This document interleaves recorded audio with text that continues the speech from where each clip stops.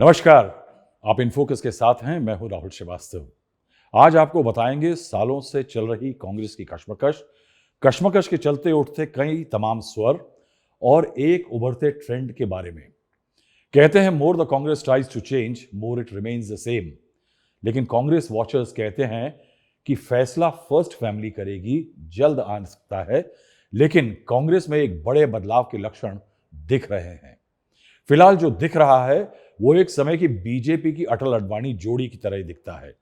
Dual leadership at the top, एक नर्म एक गर्म। चलिए पहले कश्मकश देख लेते हैं।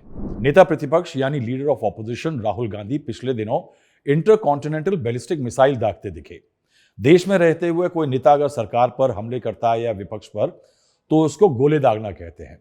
वो जर्मनी में थे 6000 किलोमीटर दूर, इसलिए मोदी सरकार पर जर्मनी से किए गए हमले आईसीबीएम की कैटेगरी में आएंगे।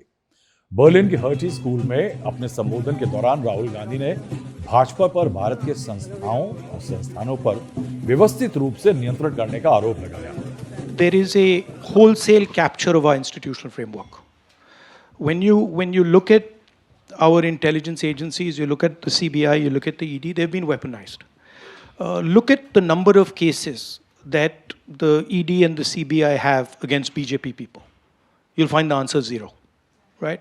And look at the number of cases they have against people who oppose them. BJP उखड़ गई। पिछले कुछ सालों का इतिहास देखें तो एक पैटर्न उभरता है। राहुल गांधी विदेश पहुंचते ही सरकार और संस्थानों पर चोट करते हैं, लोकतंत्र की खामियां गिनाते हैं, और इधर बीजेपी वाले वैसे तो उनको बाल बुद्धि बुलाते हैं, वो भूल करके एक उनको तेज तर्रार शातिर भारत विरोधी चीन और जॉर्ज सोरोस का एजेंट बताती है।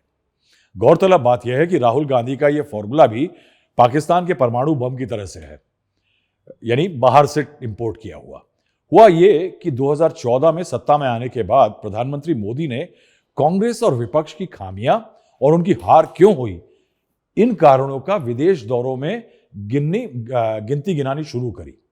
पहला किस्सा हुआ सितंबर 2014 में अपने हाई प्रोफाइल यूएस दौरे के दौरान, जब उन्होंने न्यूयॉर्क के मेडिसन स्क्वायर गार्डन में भाषण दिया। मोदी ने कहा कि आप 2014 में वोट नहीं किया होगा हिंदुस्तान में, मगर जब रिजल्ट्स आ रहे थे तो आप सेलिब्रेट करते।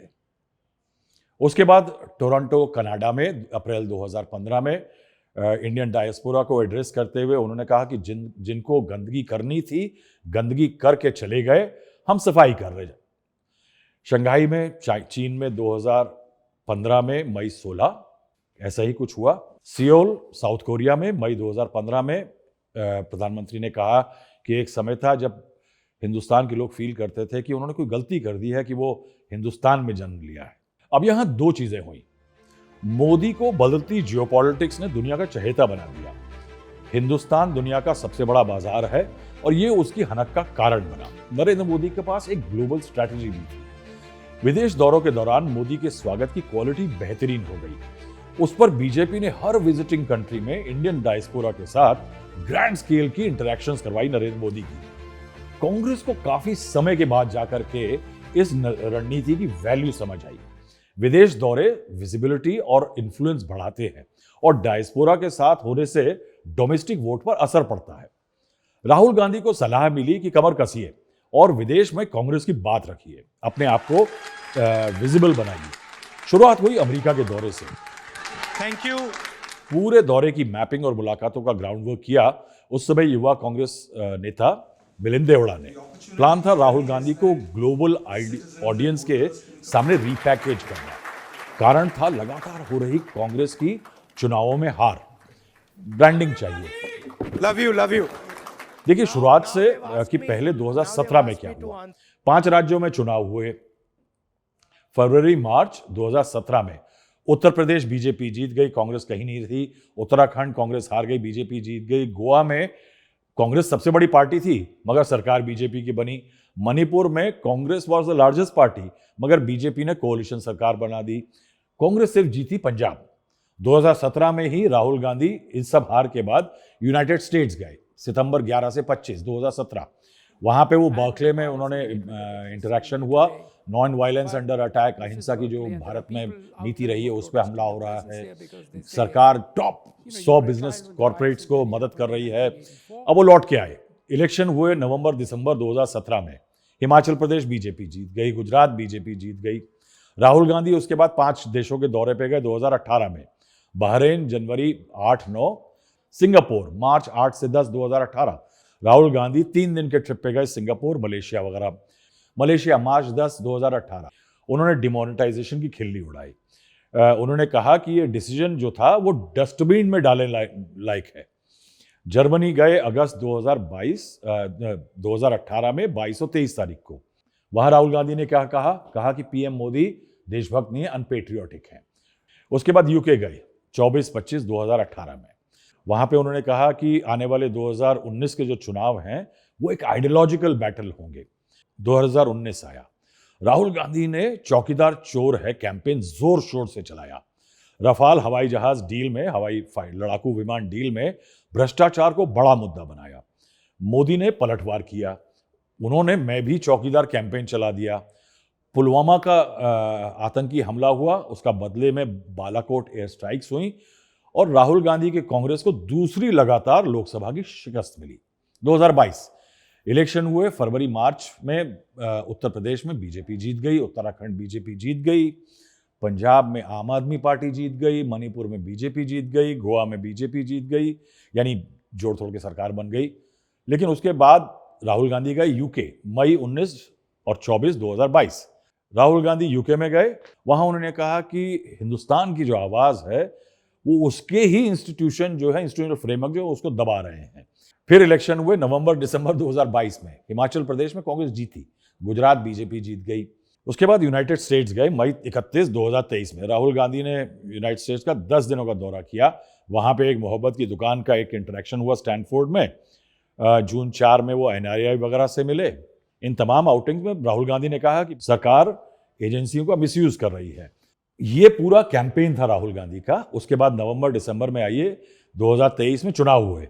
मिजोरम में अपोजिशन फ्रंट जो था जेडपीएम वो जीत गया।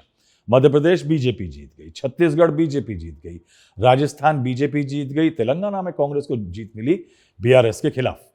2024 राहुल गांधी ने संविधान खतरे में है कैंपेन चलाया। इसके पहले उनकी एक सफल मार्च भी चली। बीजेपी ने 400 पार का नारा दिया था, उसका उन्होंने सफल इस्तेमाल किया। विपक्ष के साथ मिलकर के दलित वोटर को डराया कि बीजेपी की अगर 400 सीटें आती हैं तो संविधान बदल दिया जाएगा और उससे आरक्षण खत्म कर दिया जाएगा। मगर फिर भी कांग्रेस तीसरी बार लोकसभा चुनाव हारी, विपक्ष में बैठी और बीजेपी सरकार बना ले गई जेडीयू और टीडीपी की बैसाखियों पर। उसके बाद सितंबर अक्टूबर में चुनाव हुए विधानसभाओं के हरियाणा के। बीजेपी फिर चुनाव जीत गई। हरियाणा अप्रत्याशित तरीके से चुनाव हार गई। उसके बाद चुनाव हुए महाराष्ट्र की विधानसभा के। बीजेपी की जो महायुति है वो अलायंस लैंडस्लाइड जीत ले गई, 235 सीटें जीती। उसके बाद फरवरी 2025 में चुनाव हुए दिल्ली में। बीजेपी जीत गई 27 सालों बाद दिल्ली को। कांग्रेस को एक भी सीट नहीं मिली। 2025 में 4 देशों के टूर पे राहुल गांधी निकल गए साउथ अमेरिका के, 27 सितंबर से 3 अक्टूबर तक। ये दौरे तब हुए जब बिहार में इलेक्शन कैंपेन की बात हो रही थी, यानी हीटिंग अप था कैंपेन उस समय पे बिहार का। राहुल गांधी बोगोटा गए कोलंबिया में 29 सितंबर को, ब्राजील गए, पेरू गए और चिली गए। राहुल गांधी ने कहा वहां पे कि होलसेल अटैक हो रहा है डेमोक्रेसी पे। उसके बाद आइए नवंबर 2025 में चुनाव हुए बिहार में। एनर्जी फोकस हुई, विदेश के दौरों में बीजेपी पे हमले किए गए, ब्रांडिंग की कोशिश हुई। मगर बिहार में बीजेपी की लीड में जो एनडीए है वो लैंडस्लाइड विक्ट्री मिल गई उसको। यानी कुल मिलाकर के अगर आप देखें तो राहुल गांधी की सरकार के खिलाफ एक एग्रेसिव कैंपेन को ऑडियंस तो मिल रहा है, वो विदेश जा रहे हैं, एक कोशिश कर रहे हैं, मगर उससे वोट स्विंग नहीं मिल रहा है। इशारा क्या है कि राहुल गांधी की कैंपेन का जो पब्लिक कनेक्ट है वो प्रॉब्लमेटिक है, वो प्रॉब्लमेटिक है। अब उसके बाद शुरू होता है लेटेस्ट अध्याय, यानी ये अभी तक हुआ, ये कश्मकश थी। अभी राहुल गांधी जर्मनी गए। जर्मनी में उन्होंने दिसंबर 15 से 20 तक वो जर्मनी में थे। अब कहानी इसी जर्मनी ट्रिप के दौरान पलटी दिख रही है। कांग्रेस, या कहिए कांग्रेस के प्रथम परिवार का एक नया गेम प्लान सामने आता दिख रहा है। राहुल गांधी के कांग्रेस के जो गर्म तेवर थे, रहे हैं या रहेंगे मुझे लगता है, ये उससे अलग है। राहुल गांधी संसद के अंदर और बाहर सरकार पर आक्रामक, not giving an inch policy के तहत सरकार से जीरो इंटरेक्शन रखते हैं। शीत सत्र के दौरान जो विंटर सेशन खत्म हुआ, उस दौरान राहुल गांधी संसद में नहीं थे। अब उस टाइम देखिए क्या हुआ, जब SIR स्पेशल इंटेंसिव रिवीजन के मुद्दे पर बहस हुई संसद में, तो टॉप स्पीकर, जो पहले स्पीकर थे, वो मनीष तिवारी थे।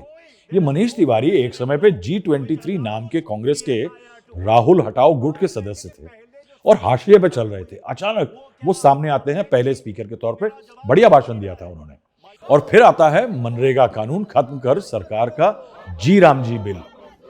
उसके इंट्रोडक्शन के समय प्रियंका गांधी ने अच्छा इंटरवेंशन किया, लेकिन गौरतलब यह है कि शशि थरूर, जिनका काफी समय से एक पैर कांग्रेस से बाहर है और एक अंदर चल रहा है, उन्होंने एक इंटरवेंशन किया।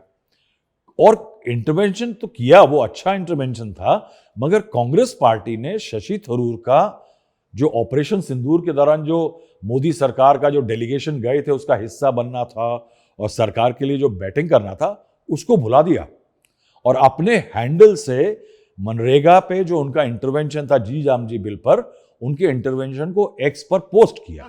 मेरे बचपन में ये गाते थे, देखो ये दीवानो ओ दीवानो ये काम मत करो, राम का नाम बदनाम मत करो। तो बदलाव है, नए एलिमेंट है। संसद के विंटर सेशन में गांधी नेहरू परिवार के किसी सदस्य को मेरे ख्याल से एक दशक बाद सरकार के किसी मंत्री के साथ विनम्र, आदरपूर्ण और अनुग्रह करते हुए वार्तालाप देखा गया। And may I also request you to grant me an appointment? I've been asking since June to talk about my constituency, sir. आज क्वेश्चन आवर के बाद आप आ जाइए, कभी भी आइए, मेरा दरवाजा हर समय खुला रहता है, अपॉइंटमेंट लेने की भी जरूरत नहीं होती। और उसके बाद प्रियंका गांधी अपने चुनाव क्षेत्र की समस्याएं लेकर के नितिन गडकरी के साथ नाश्ते पर डिस्कस करती दिखी। उसके बाद क्या हुआ, 19 दिसंबर को अजूबा हुआ। सरकार ने संख्या के जोर पर जी बिल पास करवा लिया। विपक्ष विरोध करता रह गया। गांधी का नाम बिल से हट गया और एक्रोनिम जो है उसके जरिए राम का नाम दुनिया की सबसे बड़ी सोशल सिक्योरिटी स्कीम से जोड़ गया, जिसमें पिछले 20 सालों में करीब 11 लाख करोड़ खर्च हो चुके हैं। यानी उसकी इंक्लूसिवनेस अजब है इस स्कीम की। प्रियंका गांधी ने सदन और बाहर जमकर विरोध किया, मगर उसके बाद हुई लोकसभा अध्यक्ष की पोस्ट सेशन चाय। इस मीटिंग में प्रियंका गांधी रक्षा मंत्री राजनाथ सिंह के साथ बैठी दिखी। बगल में बैठे थे प्रधानमंत्री नरेंद्र मोदी, लोकसभा अध्यक्ष थे। सिर्फ चाय ही नहीं पी, लाइटर मोमेंट शेयर करती दिखी। बैठक करीबन 20 मिनट तक चली। प्रियंका ने बताया कि वह लोगों को जो वहां बैठे थे उनके साथ, कि वो एलर्जी से बचने के लिए अपने क्षेत्र वायनाड की एक जड़ी बूटी का सेवन करती है। इस बात पर प्रधानमंत्री मोदी और राजनाथ सिंह मुस्कुराते हुए दिखाई दिए।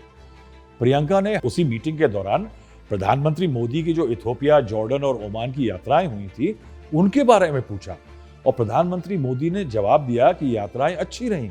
इसके अलावा कुछ बातों जो उन्होंने सांसद की, उसका मोदी जी ने हंस के जवाब दिया।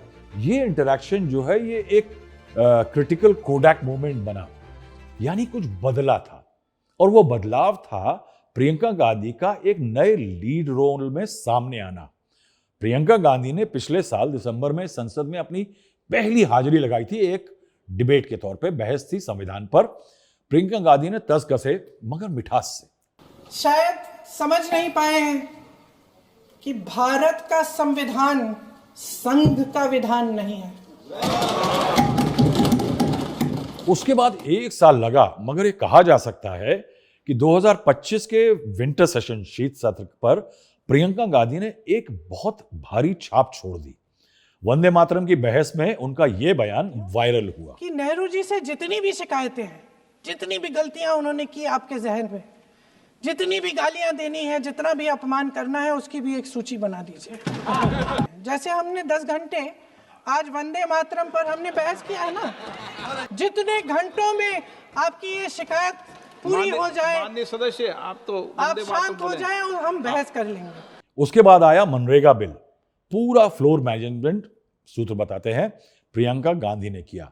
संसद के प्रांगण में प्रोटेस्ट लीड करी। मनरेगा में बदलाव से होने वाली प्रॉब्लम्स को मीडिया में बिल्कुल सटल तरीके से हाईलाइट किया।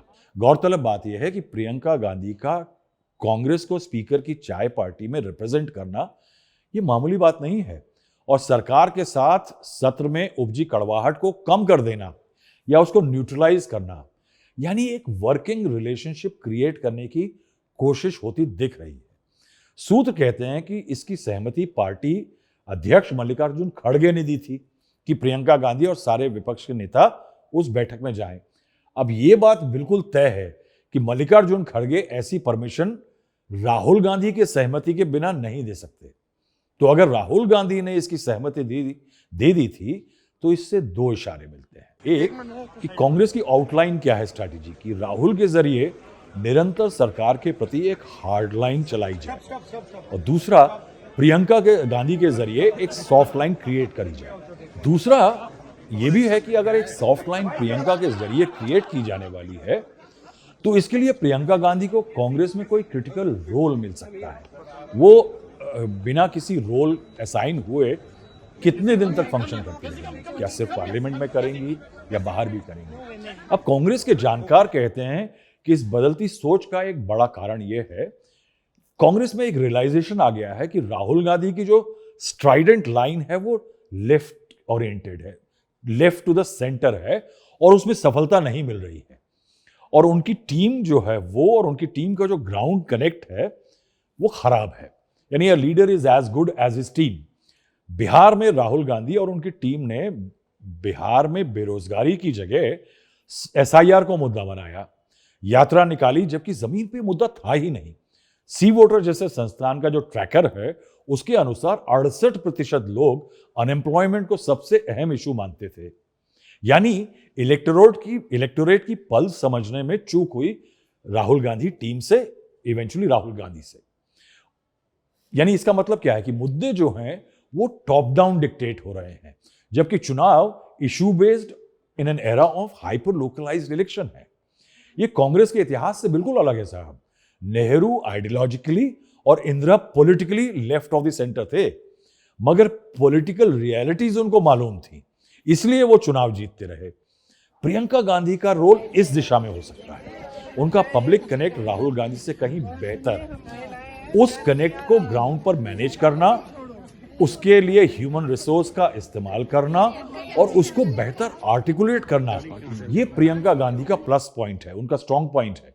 यानी राहुल गांधी जो है वो बिग पिक्चर मैन होंगे और प्रियंका गांधी ब्रास टैक्स, जो डे टू डे अफेयर देखेंगी। राहुल बीजेपी आरएसएस के खिलाफ जो है वो एक हार्ड लाइन लेकर चलते हैं, तो उनके लिए सरकार से किसी तरह का सामंजस्य जो है, सिंक्रोनाइजेशन बहुत मुश्किल है, क्योंकि हार्ड लाइन लेने वाला पीएम मोदी के साथ गपशप करता नहीं दिख सकता, हंसी मजाक करता दिख नहीं सकता। अब ये ब्लूप्रिंट जो है, अगर Rahul Gandhi hard line, Priyanka Gandhi soft line, ये ब्लूप्रिंट नया नहीं है। बीजेपी ने इससे दशकों तक इसी फॉर्मूले से काम चलाया। जो हार्डलाइनर थे एलके आडवाणी और सॉफ्ट फेस थे अटल बिहारी वाजपेयी। मैनेजमेंट आडवाणी करते थे, बिग पिक्चर मैन थे अटल बिहारी वाजपेयी। अब अगला सवाल, क्या कांग्रेस की फर्स्ट फैमिली इस अरेंजमेंट को फॉर्मल शक्ल देगी या सब ऐसे ही चलेगा इनफॉर्मल तरीके से? इस पर ओपिनियन डिवाइडेड है। जो कांग्रेस वॉचर्स हैं उनमें, कि आने वाले दिनों में वो कहते हैं कि साहब पहले तो 27 दिसंबर को कांग्रेस की वर्किंग कमेटी की बैठक है, जिसमें मनरेगा को हटा करके जी राम जी बिल लाए जाने पर एक देशव्यापी कैंपेन की स्ट्रैटेजी डिसाइड होगी। 28 दिसंबर को कांग्रेस का 140वीं एनिवर्सरी है, पार्टी का फाउंडिंग डे है, 1885 में फाउंडेशन हुई थी। तो यानी अगर कांग्रेस नई शुरुआत करती है तो वो नए साल में ही करेगी, मगर क्या अगर करेगी तो कैन वी से दैट कि आने वाले साल में प्रियंका गांधी को कांग्रेस एक नए रोल में देश की राजनीति में उतारेगी? आज के लिए इतना ही, बहुत बहुत शुक्रिया।